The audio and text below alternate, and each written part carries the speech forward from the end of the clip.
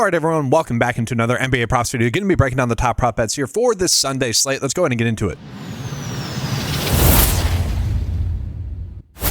So guys, just a quick recap from yesterday. I ended up going 1 for 2 with the bet of the day. If you guys used my third bet, Colin Sexton there, he got us over pretty easy, as did Matherin. But I will say, if you are going to pull the Terry Rozier, I think this is how you do it. Let's take a peek at the box score. So he only ended up playing 12 minutes in that game, guys. Why? Because he got on foul trouble, 6 fouls. And I will say, if you are Terry Rozier, this is what you should have been doing. Not faking an injury, just hacking some people. So you're not playing at all. Like, what are you doing? Like, that's how you do that. That's how you fix gambling. And I'm not saying that that's what happened here at all, but that was just something that popped into my head with that game. It's like, why fake an injury on a stupid jump shot like Terry Rozier apparently did? This would be the much better thing. Just play aggressive defense and hope that you get foul calls. But guys, that brings up a further point. Obviously, that's the biggest factor in NBA is the minutes that a player is going to get. When you get into foul trouble, that's obviously going to lead to a player not getting his over. Unfortunate there. I will say I probably, like in retrospect, obviously you wouldn't make the bet, but I don't think there was a mistake in that, just kind of foul trouble. And so I want to start this video with the best bets that we are currently getting for PrizePicks just on the board, guys. We are getting a decent amount of under fantasy score prop bets. So let's just go ahead and take a peek at these ones. So Klay Thompson under his fantasy score.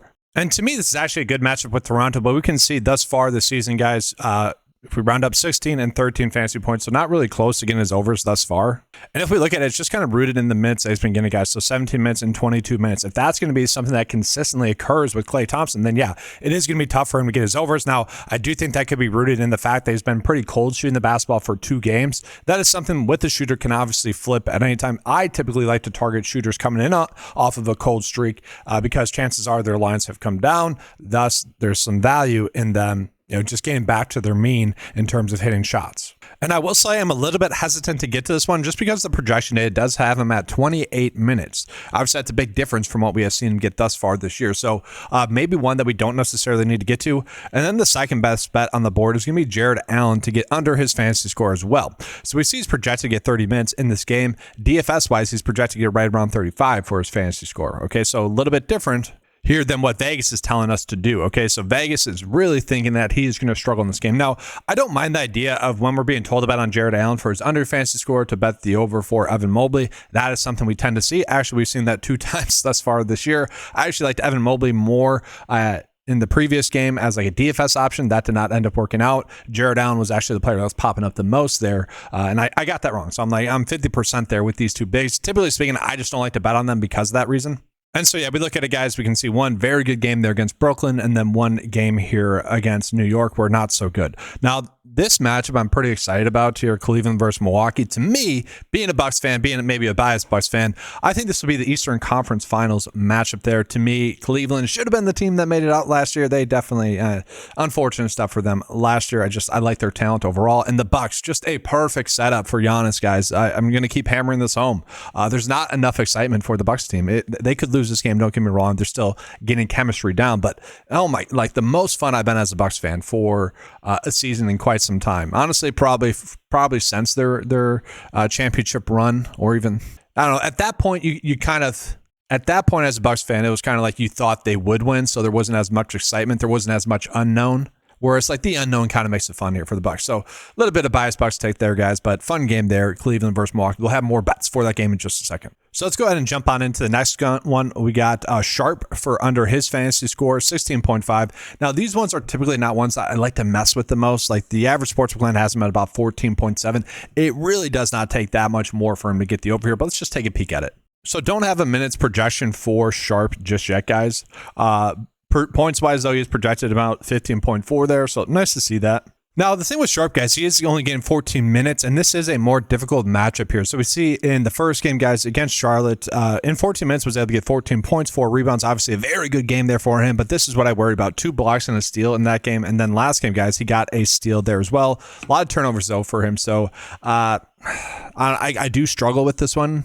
Overall, if we're betting on a player to not get a point per minute, I think we're okay with that. But and maybe Wemby could get him into foul trouble potentially. It's not as much for me to get there. Then the last one that we're getting here is Bam to get under his fantasy score of 40.5. We also are getting Man to get under his fantasy score. It kind of falls into the same lines as Sharp. But let's take a peek at Bam, because I'm gonna like Norman Powell again for his over fantasy score. Even though in his last game they blew out the Memphis Grizzlies, which that's going to happen again in the minutes we're on there. But let's take a peek at Bam. And yeah, guys, we're going to see that he's been 0 for 2 thus far this season. But again, that game against Memphis, kind of a little asterisk against it because the minutes just weren't there for really anyone to get the overs. If we look at this game, guys, it's a 2-point spread. Look at the game total as well. Not terrible, but nothing too crazy. 227.5. So kind of a standard game. I will get to this one just because the day is telling us to get to it. And then, guys, just to hammer it home, 28 minutes in that game against Memphis, 34 in the first game against Orlando. Orlando, typically speaking, we would expect that to be a more difficult matchup, although we'll see if that ends up coming true this year. So that's kind of it for the top PrizePicks prop bets are popping up. I want to talk about my favorite ones because I do think we're getting some pretty decent edges as it currently sits right now. And there are bets where we're being told to bet the over on. So I think given the fact that it's NFL Sunday, the books are not going to be as sharp. That's typically what we do see. So let's go ahead and talk about my favorite bets here, guys. So, and these are bets that you can use on any book here, guys. But let's go ahead and get to my favorite bets. So one of the popular bets is actually going to be Anthony Davis to get over 11 rebounds. And this is a bet that I actually agree with. He's gotten 13 the last 2 games. I'm not too worried about the matchup there with Jakob Poeltl there with Detroit. So I think this ends up being a decent spot for us. And if we take a peek at Anthony Davis, I'm encouraged by the fact that the average sportsbook line is starting to favor more of the over there. Projection data has him closer to 12.5. So that's a bet that I end up liking a decent amount. And let's go ahead and get into RJ Barrett in that same matchup there with Dallas. Obviously plays for Toronto here. I like him to get over 29.5 for his fantasy score as well. Again, projection data favors the over. We're getting about if we round up, a 52% likelihood for this one to hit. Average sportsbook line has it closer to 30.7. So it ends up being a decent spot. The issue that we have with RJ Barrett would be that he's a little bit shot dependent, guys. So 9 for 12 the last 2 games. Obviously, that is not something that's going to last. That's very efficient there. But he has been someone that's been getting some blocks and steals. So that's encouraging there for him. Decent amount of rebounds as well. So we are seeing his numbers up a decent amount this year. Not a terrible matchup here against Dallas as a whole. But that was a bet that stood out to me as a bet we're being told to bet the over on. So I'm okay getting into that one. And then it is worth calling out just an interesting over bet. This is the best over fantasy score bet that we are getting on the day on PrizePicks. Emmanuel quickly to get his over fantasy score. Not as a bet that I like as much. I don't know. Are we worried about the matchup with Cooper Flagg at the point guard spot or anything like that? Will he draw maybe Klay Thompson instead? Let me know your thoughts on that because it's one that I'm indifferent about thus far, but it is the best over fantasy score bet that we have been told to bet on. So I wanted to call that one out to you there for you guys. And then I want to talk about Jrue Holiday here because I feel like all the bets that we're getting for him are just a little bit too low for the role that he's been playing in, guys. He is getting a decent amount of run. I'll show you guys his minutes here. So we got 28 minutes in the last game, guys. That game ended up being a blowout, but 12 points in that game, 5 rebounds, 11 assists, 1 steal. Don't like the 4 turnovers there, but kind of 4 turnovers again in the first game, but then he negated that by 3 steals. So if you're betting on his over fantasy score, I don't hate that. That's actually going to be a bet that I like. But 7 assists, 6 rebounds, and 14 points, guys. So very good stuff there for Jrue Holiday. We can see in a normal game, again, that's not a blowout, probably going to get close to 33 minutes. If we can get 33 minutes out of Jrue Holiday, this fantasy scoreline to me seems too low. We see in 2 games thus far, 33.5 and 36.7. I kind of expect him to be someone that's going to average right around 30 fantasy points per game throughout the season. So if it's going to be lower than that, really regardless of matchup, if we're going to assume that he's going to get 33 minutes, that's going to be a bet that I'm encouraged to get to.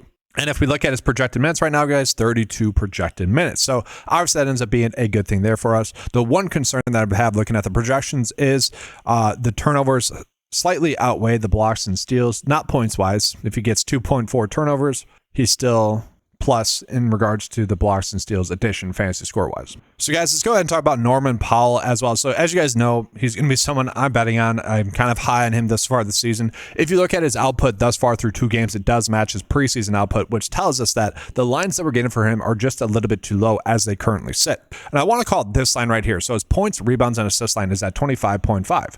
Whether or not you agree with that really doesn't matter in regards to the point I'm going to bring up to you guys. His fantasy scoreline is at 29.5, which to me is fascinating. You just give him, the 1.4x for a rebound. He's projected to get 3 there, so basically already there with that. Probably going to get an assist or 2. Probably not going to get 3. If he gets a block or a steal, that's really plus money for us there. And so I think this line is just strictly too low for Norman Powell here at 29.5. In the last game, we're going to see he had 27.7, which again, that game was a blowout. And then in the first game, 47.8. So very good stuff there from him. And yeah, guys, worth calling out. 25 minutes in that game, and he almost got the over still in the first game against Orlando, 36 minutes. So if you give him 10, 11 more minutes, easily gets that over there. So yeah, I think that's still a good bet. I'm probably, if he's going to be under 30 throughout the year, especially considering his current role, until Hero gets back, it's going to be a bet I'm getting into a decent amount. And then, guys, there are some Milwaukee Bucks bets that I like. I don't think they have risen some of the lines enough with Kevin Porter Jr. again out tonight. So Gary Trent Jr. was a player that I've told you guys to bet on really the first 2 games thus far. Last game even more so with Kevin Porter Jr. off the court. I think this ends up being another bet that we want to get to. The one that we could probably get to the most, just because we're being told to bet the over, even though it's a 50.5% likely to hit, would be Gary Trent Jr. to get over 15.5 points and rebounds. Really not a bad bet there. 1.5 assists you could potentially get to as well. But I will say his fantasy score is also probably a little bit too low here at 21.5. Probably should be closer to about 24.5. Now, we're not getting this as a bet just yet on the PrizePicks board. We're not getting enough full allotment of bets, but even based off of the projection data, guys, 27 minutes, which could be too low, 18 points is what he's projecting it here. So I like that there. Spread-wise, don't like the fact that they're 6.5-point dogs, but decent scoring game there, 236.2 there. So yes, he ends up being a quality play for us. Now let's talk about Ryan Rollins as well. Another player that has played well. Cole Anthony was the one that got a lot of hype in the last game for the Bucks, but Ryan Rollins really continues to stand out for me. So we're projecting him to get 25 minutes. I would imagine he ends up starting in this game. Fantasy points wise, projected to get 21. Rebounds wise, 3. Assist wise, 3.2. Turnovers, fantasy score wise, his blocks and steals are going to outweigh the turnovers there. So like it just across the board. Projected to get 10 minutes or 10 points as well. And I really just kind of like all the overs for him, whether it's rebounds and assists, points. I think points ends up being a pretty good bet for us guys. The average sportsbook line does have this at 10, 51% likelihood for that over to hit. Field goals made, you could potentially get to there as well. Now, a bet that I told you guys 2 days ago was a demon bet for him to get over 1.5 3-pointers made. He did not get there. He only ended up shooting 5 3 balls, went 1 for 5. That is something that'll balance itself out. So again, per 36 wise, we don't know if he's going to get 36 minutes, but with Kevin Porter Jr. off the court, he does average about 6.3 3-pointers attempted. So I will say I'm looking at his 3-pointers attempted line. I think this actually ends up being a pretty darn good spot for us just in general, guys. This would probably be the one I get to the most, but his over points as well is going to be appealing there too.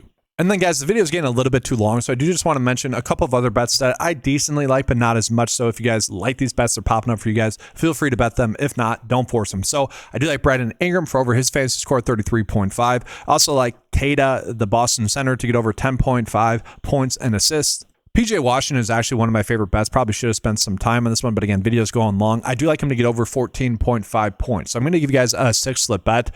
If you guys want to include him in there instead of one of the other bets, that would be the route I would go with there. Keyshawn George for Washington, the forward there. He's been extremely hot, guys. I don't mind the idea of betting on his overs just in general. His over PRA of 24.5 is a bet that stands out to me.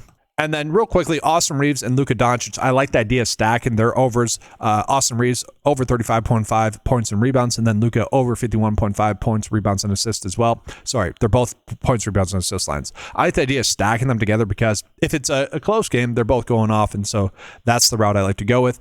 And then Donovan Clingan, the Portland center, I like for over 25.5 for his fantasy score. All right, guys, so obviously plenty of good spots for us to get to, I think, on this Sunday.